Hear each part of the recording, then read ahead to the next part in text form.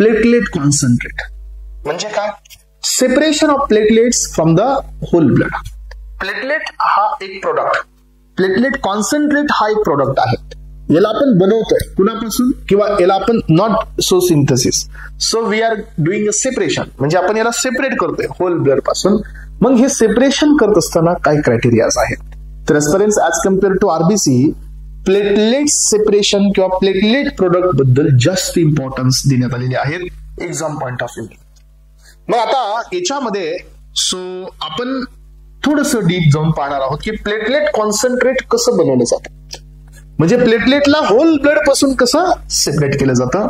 मग यामध्ये the platelet concentrates are blood components. हे ब्लड कॉम्पोनंट आहे that contain the concentrated number of platelets suspended in the small volume of the plasma.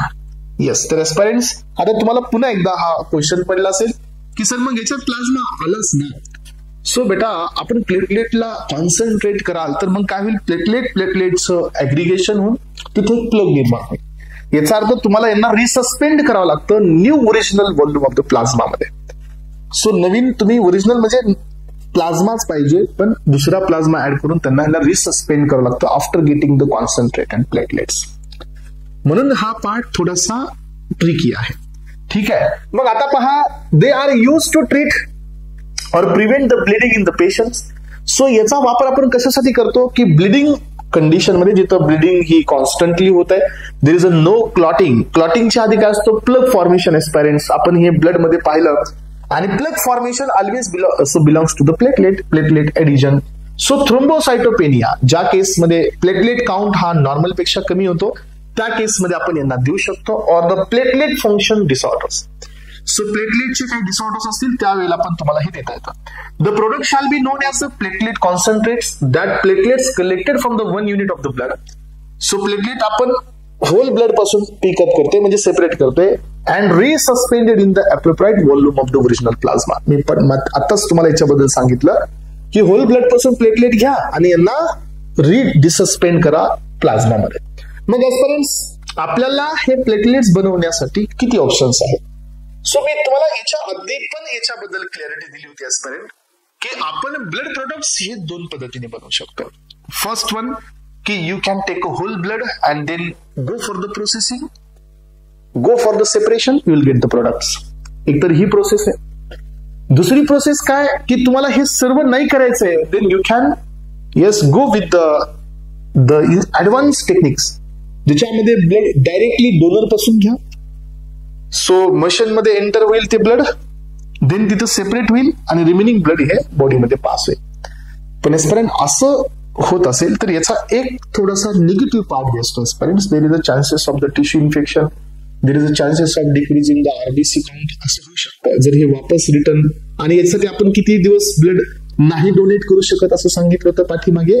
90 days. असं जर नाही झालं then you have to wait up to 90 days for the second donation. जर तुम्ही अशा पद्धतीने प्लाझ्मा देताय, अशा पद्धतीने प्लेटलेट्स देताय आणि जर त्या केसमध्ये आरबीसी काउंट हा नॉर्मल अटेंड नाही झाला तर so you should treat yourself as a whole blood donor and wait for 90 days. हे आपण पाहिलं. सो म्हणून आपण 2 पद्धतीने ब्लड देऊ शकतो. एक तर द्या आणि नंतर प्रोसेसिंग करा, ही एक पॉसिबिलिटी आहे. किंवा ब्लड देतानाच प्रोसेसिंग करा, जे लागते ते घ्या आणि जे नाही लागत ते वापस द्या, ही एक पॉसिबिलिटी आहे. म्हणून आपण 2 पद्धतीने प्लेटलेट कॉन्सन्ट्रेट बनवू शकतो. यातली पहिली प्रोसेस आहे बायोफेरेसिस. सो बायोफेरेसिस म्हणजे काय? जिथं तुम्ही ब्लड सेपरेट करताय ऍडव्हान्स टेक्निकने आणि वापस रिसर्क्युलेट करताय. सिंगल डोनर प्लेटलेट्स, हा म्हणजे ह्या प्लेटलेट्स एकाच्या असतील.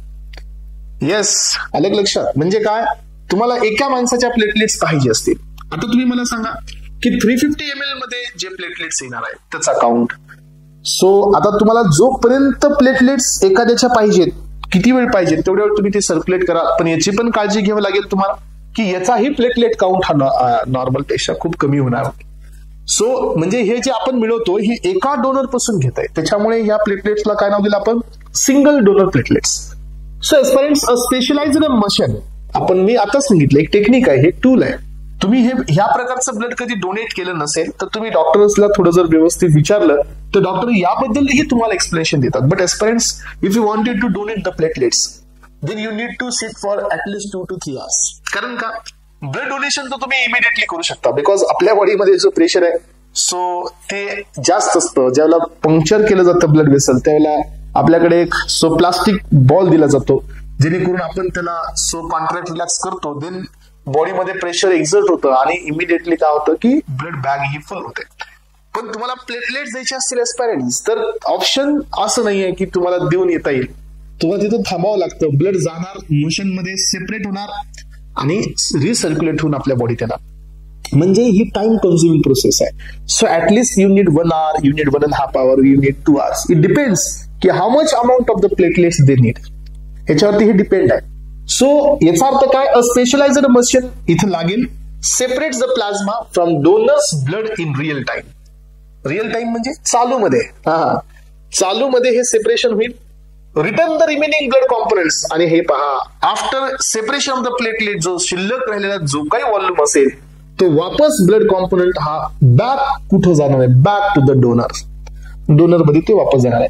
So is much more higher dose equivalent to 6 to 8 units of the random donor platelets. आधी हे पहा 6 ते 8 जणांचा जो काउंट मिळून होतो तुम्हाला तिथं.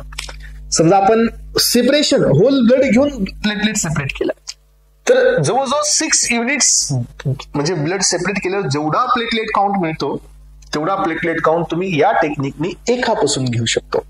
Yes, so it is equivalent to the 6 to 8 units of the random donors platelets, म्हणजे काय, जे आपण देऊन सेपरेट करतोय. सो यानंतर आपल्याकडे सेकंड प्रोसेस काय आहे students, from the whole blood.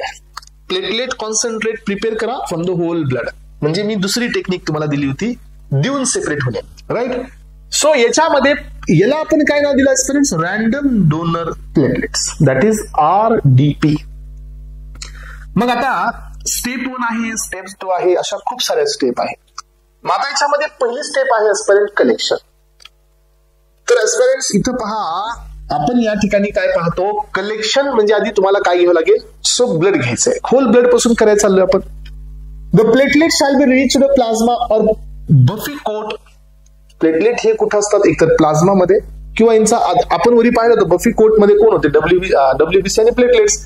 So the buffy coat, the whole blood usually 550 ml 500 ml ह्याच्यापासून आपण सिलेक्ट करतो. पण ऍज फॉर द इंडियन आपल्याकडे बॅग्स आहेत 350 ml. Is collected from the healthy donor और प्लेटलेट फेरेसिस. सो लक्षात ठेवा, एक तर तुम्ही हे जे ब्लड घेताय हे डायरेक्ट हेल्दी डोनर पासून घेताय. प्लेटलेट फेरेसिस म्हणजे काय की ज्याच्यामध्ये फक्त प्लेटलेट दिले जाते. तर आपण ब्लड कलेक्शन केलं एस्पिरंट्स, पहिल्यांदा केलं सेंट्रिफ्युगेशन. सो फर्स्ट वन आहे आपण प्लेटलेटला या ठिकाणी सो पहिल्यांदा ब्लड कलेक्ट केलं, then now we keep this blood for the centrifugation. Centrifugation का, कारण आपल्याला इथं पाहिजे सेपरेशन, इथं आपल्याला पाहिजे एस्पिरंट्स सेपरेशन.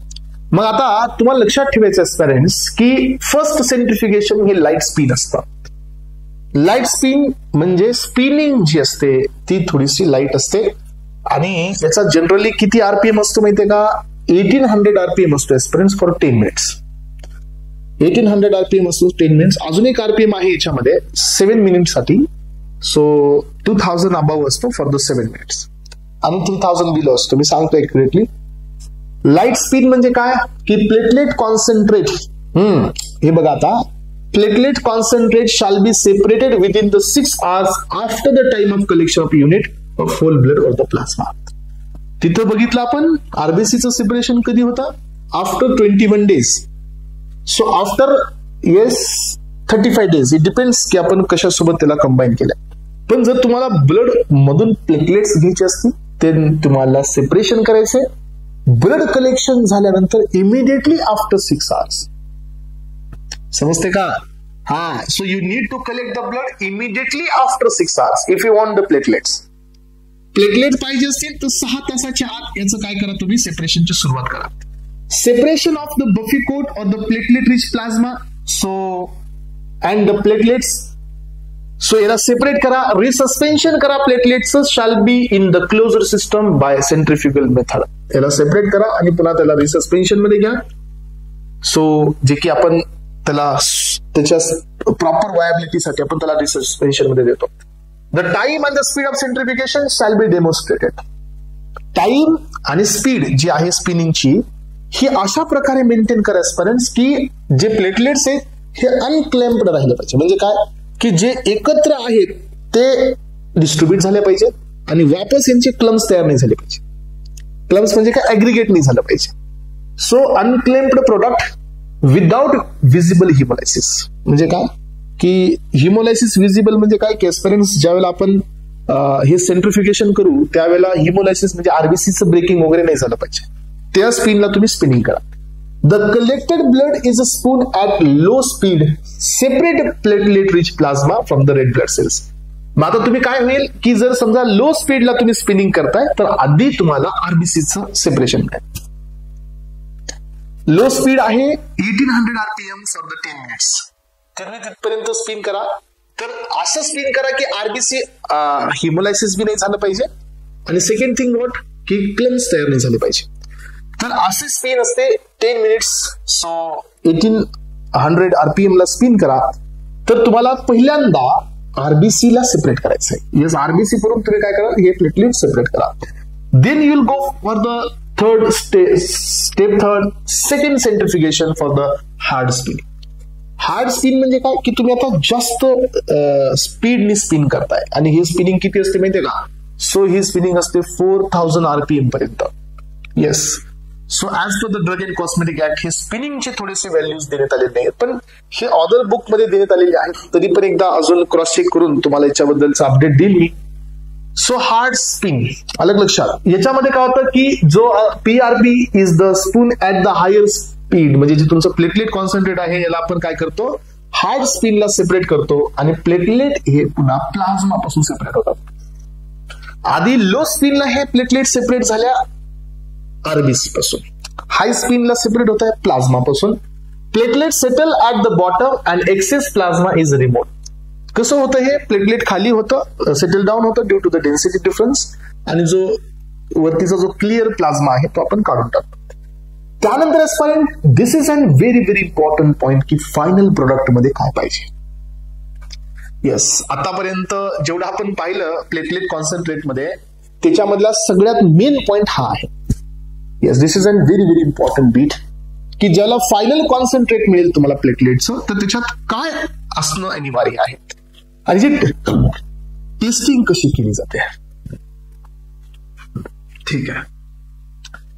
आता पहा पेरेंट्स की आपल्याकडे दोन पॉसिबिलिटी आहेत. सो आपण प्रोसेसिंग करणार 350 ml किंवा आपण प्रोसेसिंग करणार 450 ml. So as per the Indian bags so processing होणार 350 ml व्हॉल्यूम ब्लडची. After the processing of 1 unit of full blood, जर तुम्ही एका युनिटच्या ब्लडची जर प्रोसेसिंग केली, the minimum number of platelets that should be obtained in the final product, the final platelet product such as. मग तुम्ही एका एका ब्लड युनिटची, नॉट ब्लड, एका ब्लड युनिट म्हणजे एका बॅगची तुम्ही हे प्रोसेस कंप्लीट केली आणि जर तुम्हाला फायनल कॉन्सन्ट्रेट मिळालाय दॅट इज प्लेटलेट कॉन्सन्ट्रेट, तो किती प्लेटलेटचा काउंट असायला पाहिजे त्याच्यासाठीचे हे क्रायटेरियाज आहे.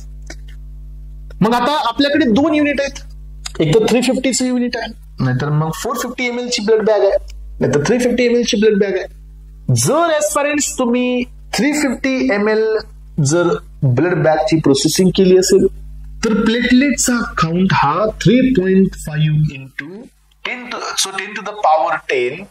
सो एवढा पाहिजे, म्हणजे सो ऍटलिस्ट 35 बिलियन प्लेटलेट्स पाहिजे. कळलं का? कशामध्ये पाहिजेत हे प्लेटलेट्स? फायनल प्रोडक्ट मध्ये, प्लेटलेट कॉन्सन्ट्रेट मध्ये. हा, सो 350 ml घेतले तुम्ही आणि त्याच्यामध्ये तुम्ही ही प्रोसेस केली आहे तर एंड प्रोडक्ट मध्ये 35 बिलियन प्लेटलेट्स असायला पाहिजे. 450 मध्ये जर तुम्ही घेतला असेल एस्पायरन्स, त्याची प्रोसेसिंग केली असेल तर 4.5 into the 10 to the power 10. So म्हणजे 450 मध्ये ml च्या ब्लडच्या बॅगच्या एंडला 45 बिलियन प्लेटलेट्स असायला पाहिजे. हे आहे final platelet count criteria.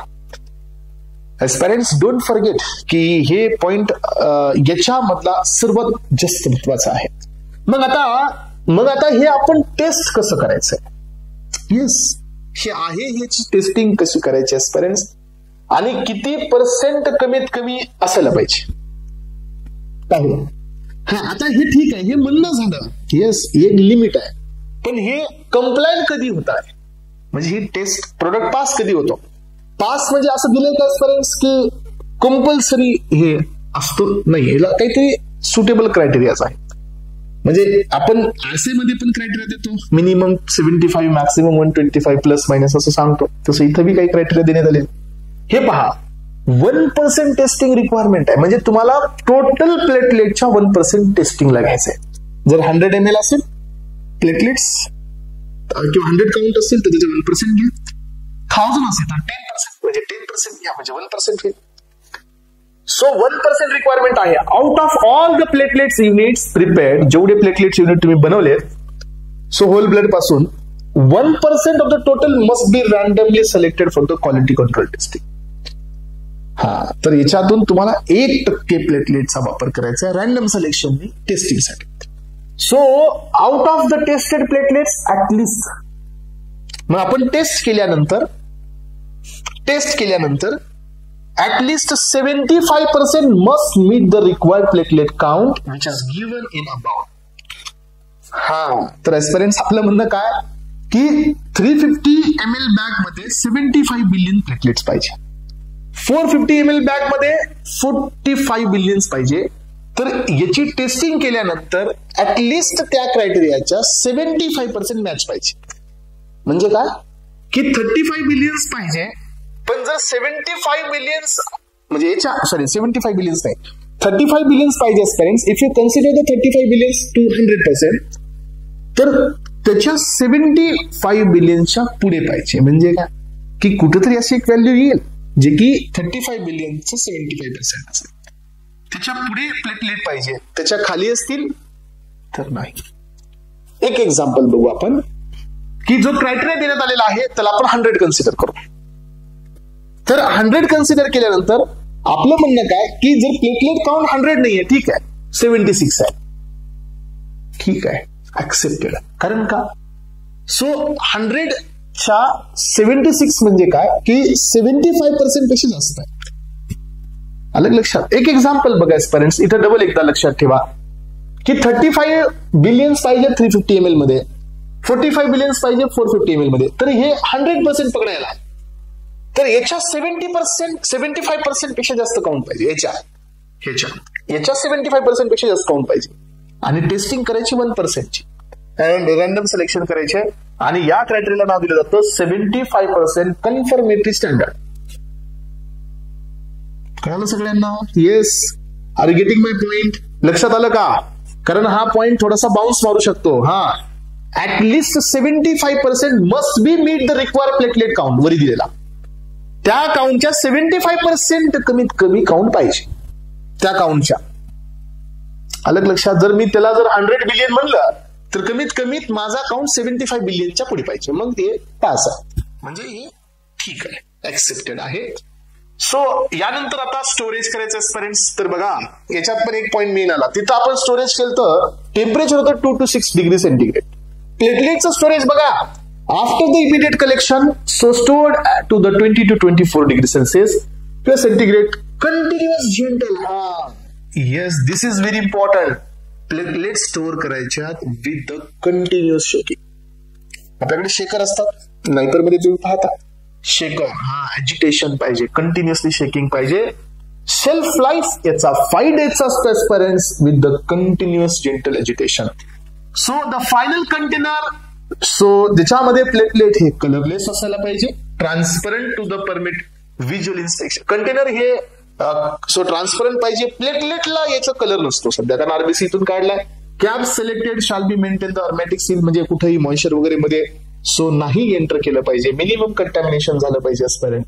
So यानंतर तुम्हाला काही क्वालिटी टेस्टिंग करायचे असतील platelets after the separation, during the storage आणि बिफोर इश्यू, तर तुम्हाला पीएच, रिसस्पेन्शन प्लेटलेट केल्यानंतर त्याचा पीएच तुम्हाला डिटरमाइन करायचा aspirants, pH should not be less than 6 पेक्षा कमी पीएच म्हणजे ऍसिडिक पीएच इथं चालत नाही एस्पिरंट, लक्षात घ्या. ड्युरिंग द स्टोरेज टाइम प्लेटलेटचा जो कॉन्सन्ट्रेट आहे त्याचा जो पीएच असेल मोर दॅन 6 पाहिजे. It is slightly towards alkaline. So sterility must be maintained, no microbial contamination, right? So 1% platelet घ्या आणि sterility testing करा. You need to take 1% platelet of the total count and you need to go for the sterility testing. Platelet count determine करा.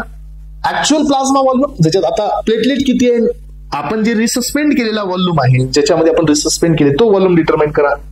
Function viability taste करा प्लेटलेटची, जी प्लेटलेटच्या movements वगैरे असतील ते तुम्ही या ठिकाणी चेक करा before the issue. If the result of the testing indicate the product does not meet the specified criteria then so तुम्ही याला देऊ नका, करेक्टिव्ह ऍक्शन घ्या आणि त्या ऍक्शनला त्या प्रोडक्टला करेक्ट करून मग तुम्ही त्याला डिस्ट्रीब्यूट करा. Compatibility testing, so this is also very very important aspirants. आणि हा क्रायटेरिया कधी लागू होतो माहिती आहे का तुम्हाला?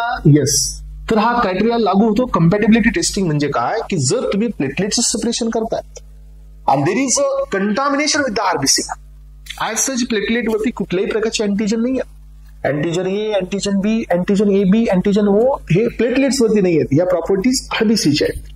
आणि जर समजा तुम्हाला असं वाटतंय की प्लेटलेट्स सोबत आरबीसी पण आलेली आहे तर मग तुम्ही ही टेस्ट करा. Then you will get the idea की आरबीसी इज एक्झिस्टेड और नॉट.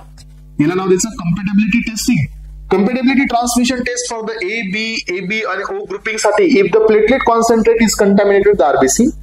So normally platelets कडे कुठल्याही प्रकारचे अँटीजन नसतात, ABO मॅच्ड कुठलेही नसतात. सो जे की अँटीजन याच्यावरती आहेत असं आपण म्हणू शकत नाही, असतील तर ते खूप वीकली असतात. However, the platelet product contain RBC contamination. So those RBC do express ABO antigen strongly आणि या ठिकाणी तुम्हाला ही रिएक्शन दाखवेल. मग तुम्ही समजून घ्यायचं की आपल्या प्लेटलेट सोबत कुणाचं कंटॅमिनेशन आहे, आरबीसीचं आहे. Then you need to go for the separation. Again तुम्हाला लाईट स्पिन करावं लागेल टू रिमूव्ह द आरबीसी आणि मिसमॅच्ड. सो जे होणार आहे पुढे जाऊन ते आपण या ठिकाणी इथं थांबवू शकतो, प्रिव्हेंट करू शकतो. समजा आपण एखाद्याला प्लेटलेट्स दिल्या, आपण त्यात आरबीसी निघाली तर आरबीसी आहेत तर तिथं ब्लड ग्रुपिंग आली, मग ए पॉझिटिव्ह वाला होता, आपण ए पॉझिटिव्ह वाला पुढचा निगेटिव्ह वाला होता, तर पॉझिटिव्ह निगेटिव्हला नाही देऊ शकत, निगेटिव्ह पॉझिटिव्हला आणि निगेटिव्हला देऊ शकतो. हे मिसमॅचिंग जी होणार आहे ती आपण थांबवू शकतो with this compatibility test. So indication for the transfusion, thrombocytopenia मध्ये याचा वापर आहे due to chemotherapy, dengue and leukaemia. Bleeding होत असेल सर्जरीच्या टायमिंग मध्ये पण याचा वापर आहे. Bone marrow failure syndrome, so bone marrow जिथं यांचं प्रोडक्शन होईल ते जर फेल असतील तर त्या केसमध्ये पण आपण यांना एस्पिरंट्स. तर अशा पद्धतीने एस्पिरंट्स आपण या ठिकाणी प्लेटलेट कॉन्सन्ट्रेट हा आपला एक सेकंड प्रोडक्ट या लेक्चरमध्ये क्लिअर केलेला आहे.